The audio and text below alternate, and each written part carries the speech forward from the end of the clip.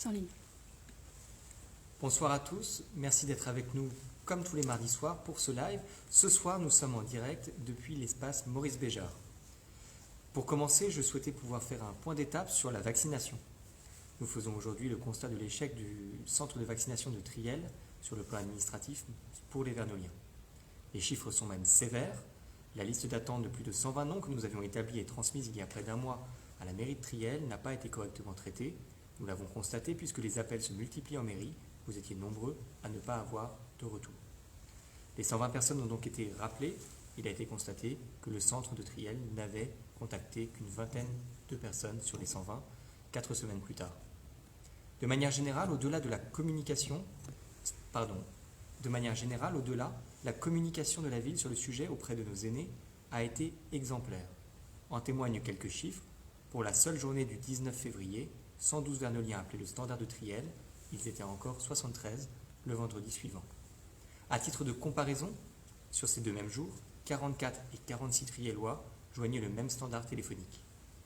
Les Vernoliens sont donc de loin les plus nombreux à avoir appelé le centre, fruit de notre communication et de notre sensibilisation personnalisée. Ce qui n'empêche les chiffres d'être toujours trop bas en pourcentage de vaccination. Résultat, encore une fois, d'une mauvaise gestion administrative. Une mauvaise gestion d'ailleurs visiblement assumée au regard de la campagne de recrutement de bénévoles ces derniers jours pour tenir le standard, avec pour ma part par ailleurs un regret, puisqu'une préférence est faite à des bénévoles non assermentés et parfois politisés, là où nous avons toujours proposé de mettre à disposition du personnel communal. Nous en avions d'ailleurs cet après-midi même au centre de Triel. Au regard de cette situation et d'échanges avec notamment l'ARS, nous faisons donc le choix aujourd'hui de rapatrier progressivement l'administratif sur la ville. Autrement dit, puisque le numéro unique ne fonctionne pas et que les listes ne sont pas suivies, nous lancerons une ligne dédiée aux Vernoliens dans les prochains jours. En complément, nous poursuivrons nos actions. Depuis plusieurs semaines, 4 agents appellent nos aînés pour les rassurer et les informer sur le déroulé de la vaccination.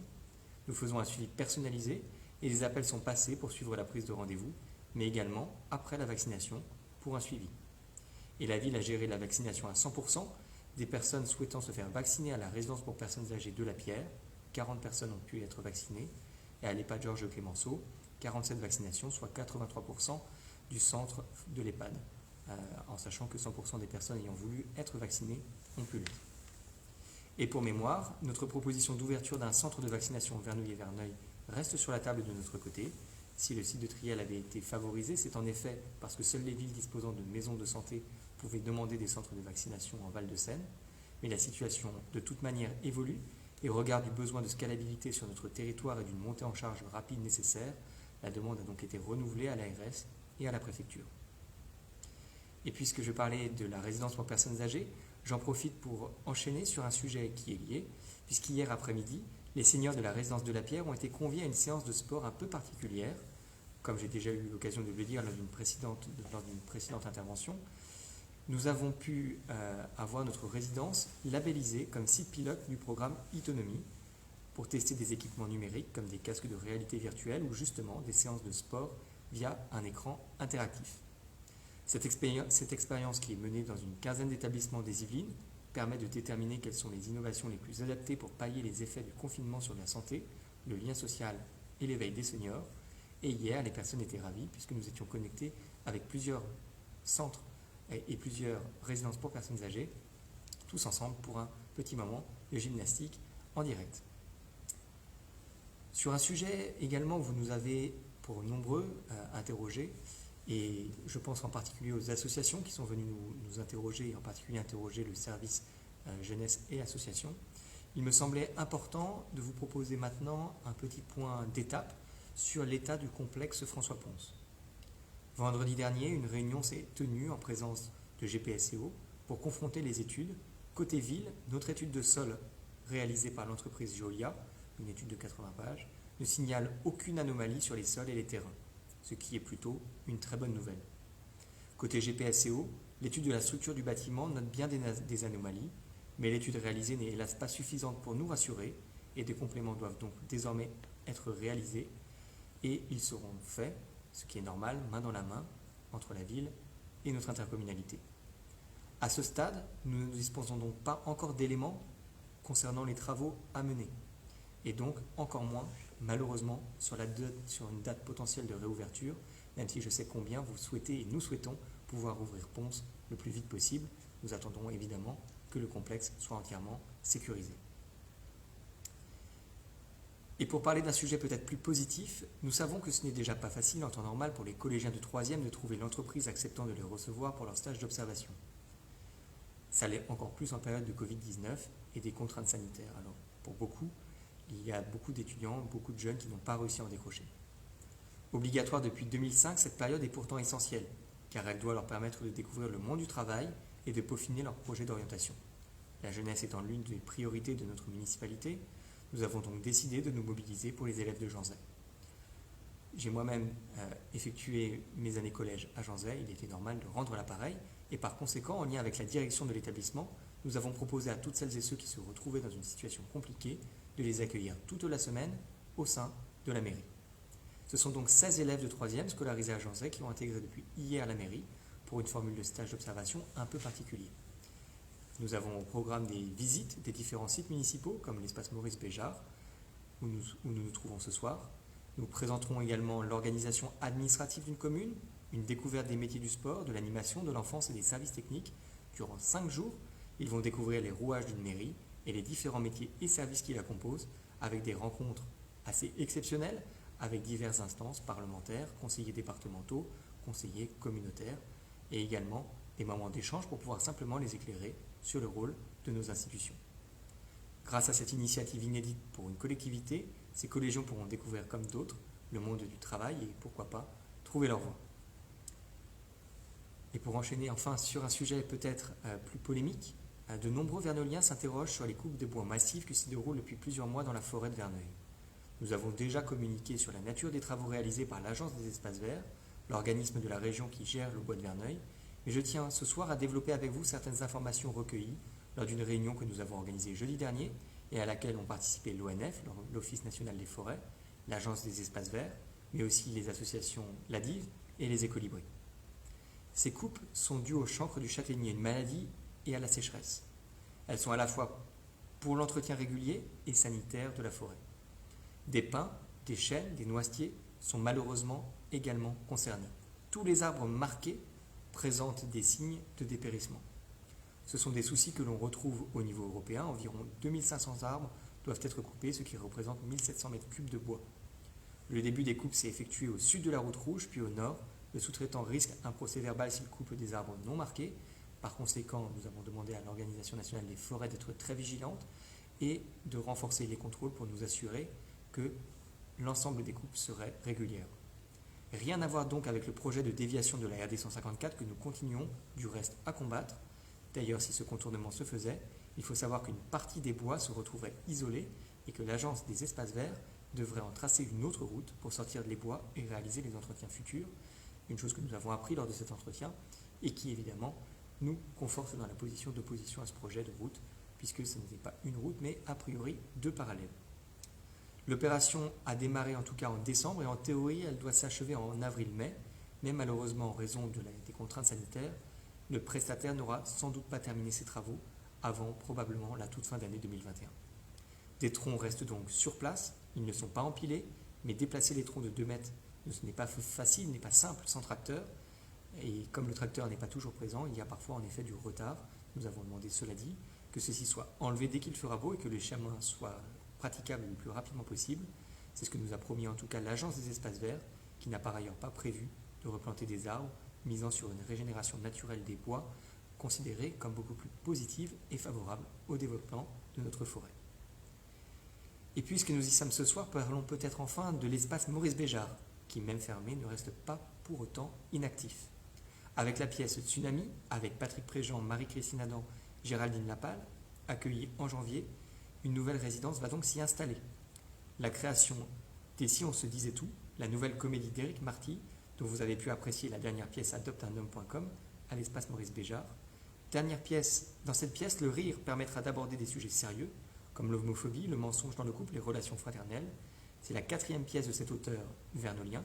Les comédiens sont aussi de Verneuil, ou alors des villes aux alentours. La ville met ainsi son théâtre à disposition des professionnels pour qu'ils puissent profiter de la fermeture au public pour travailler leur pièce, monter les décors et commencer les répétitions. La pièce pourra d'ailleurs être jouée dans la saison 2021-2022 avant de partir en tournée dans toute la France, un moment donc positif qui se prépare pendant que notre espace Maurice Béjart est encore fermé. Et pour parler peut-être des 2 prochains rendez-vous à garder en tête avant de prendre vos questions, compte tenu de la situation sanitaire, la commémoration du 19 mars se tiendra une nouvelle fois à huis clos ce vendredi. Mais vous pourrez visionner la cérémonie en différé sur les sites de la ville ainsi que sur les réseaux sociaux. Et la prochaine collecte du don du sang se tiendra ce samedi au Self Jean Jaurès. Il reste encore des places, donc pensez à réserver votre créneau dès maintenant, puisqu'il n'est plus possible d'arriver sur place et de donner son sang, il faut s'enregistrer. Retrouvez le lien pour réserver sur la page Facebook de la ville dans l'événement collecte de sang. Tout cela étant dit, je vous propose de prendre maintenant quelques questions et pour commencer, parler du stationnement, puisque vous êtes nombreux à poser la question sur les commentaires. Pour ce qui est du stationnement, nous avons en ce moment même un énorme travail qui est mené par nos élus pour pouvoir mettre en place, probablement juste avant l'été, le parking résidentiel, au moins dans un premier quartier, et ce quartier sera le quartier de la gare Vernouillet-Verneuil. L'objectif de ce stationnement résidentiel, outre de répondre à une demande très forte que vous nous avez formulée depuis la campagne, est tout simplement d'améliorer les questions de stationnement sur la ville. Nous allons également pouvoir revoir entièrement notre zonage, zone bleue, zone verte et zone résidentielle. Par ailleurs, nous sommes en train de travailler à la création de davantage de places de parking sur la ville, avec un travail que nous vous révélerons au fur et à mesure lorsque celui-ci sera terminé. L'objectif de toute manière, c'est augmenter les capacités, puisque vous êtes nombreux à vous plaindre des difficultés. Cela dit, nous resterons intransigeants, y compris le week-end, avec les stationnements dangereux. Je pense notamment au parking de la mairie, où oui, nous verbaliserons lorsque les stationnements ne sont pas dans les cases, puisque malheureusement nous avons eu plusieurs situations dangereuses. Donc intransigence, garez-vous dans les cases, pas de souci. Et de notre côté, nous mettrons en place de plus en plus d'informations pour pouvoir vous tenir au courant au fur et à mesure si jamais il n'y a plus de parking disponible, par exemple sur le parking de la mairie, pour vous diriger sur les espaces où vous avez davantage de place dans la ville. Une question sur les prochaines échéances sur la RD 154. Alors pour ce qui est des échéances, j'ai envie de vous dire que puisqu'il s'agit d'une route départementale, la campagne des départementales et des régionales, puisque la région cofinance le projet, constitue une échéance en soi.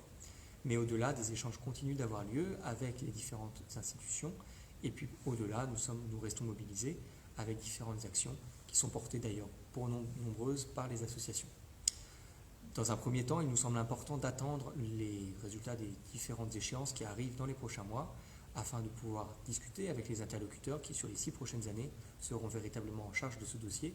Mais nous restons fortement mobilisés avec les associations et continuons de les aider, notamment sur certains aspects du projet. Je pense notamment aux aspects juridiques, puisque nous avons été sollicités par elles pour pouvoir répondre à certaines questions.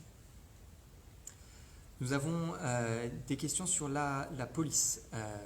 Notre police municipale qui partirait à Vernouillet, est-ce qu'il y aura une permanence et un accueil dans notre ville pour les personnes ne pouvant pas se déplacer sur Vernouillet? Alors il faut savoir que notre poste de police ne va pas se déplacer complètement à Vernouillet, en effet. Il va se déplacer pour ce qui est du centre opérationnel de police, à savoir la base de police, et l'objectif sera d'abord que notre police soit encore plus mobile, encore plus présente dans la ville. Et par ailleurs, évidemment, nous maintenons, et j'aurai l'occasion de l'annoncer dans les toutes prochaines semaines, nous maintiendrons un pied-à-terre de la police municipale et surtout des agents de sécurité de la voie publique, les ASVP, afin, puisqu'ils sont à pied, qu'ils puissent trouver un espace à la fois pour eux se reposer et pour vous recevoir. L'objectif est que ce lieu soit central, il sera situé à côté de la mairie, avec un seul objectif, vous permettre d'avoir accès à la police facilement si vous êtes à pied, mais également pouvoir faciliter les redirections si jamais vous devez aller à la police nationale, pouvoir ainsi mieux vous aiguiller entre le poste de Vernouillet, de Poissy, de Conflans ou ailleurs suivant vos besoins si jamais il ne s'agit pas de pouvoir de police. Alors une question sur les panneaux réinstallés sur les rues Jean Moulin et Jacques Prévert et des questions sur comment faire pour éviter la délinquance. En effet, il y a eu des panneaux arrachés ces derniers jours dans ce quartier. Nous sommes malheureusement restreints, je l'ai toujours dit, pour lutter contre la délinquance. Donc nous n'aurons pas de police, nous ne pourrons pas agir. Donc la première chose que nous sommes en train de faire, c'est justement renforcer nos effectifs de police, renforcer notre présence, et puis nous sommes en train de mettre en place tout simplement différents systèmes qui fonctionnent déjà, puisque Vous avez été nombreux ces derniers week-ends lorsqu'il y a eu des incidents dans différents quartiers à appeler le 17 ou la police municipale. Dans tous les cas, nous avons pu avoir des interventions rapides et très souvent des interpellations. Et même, comme vous l'avez su, nous avons pu récupérer des caches d'armes et des armes. Par conséquent, le résultat ne sera efficace que si nous arrivons à intervenir. Malheureusement, pour ce qui est de ces panneaux, nous n'avons pas eu d'appel et par conséquent, nous n'avons pas pu intervenir en direct. Cela dit, ces panneaux seront remis en place et nous travaillons d'arrache-pied avec Vernouillet, mais plus globalement aussi avec la police nationale, afin d'assurer votre sécurité. Une question sur les tests dans les écoles, et notamment pour la source, mais c'est vrai pour toutes les écoles.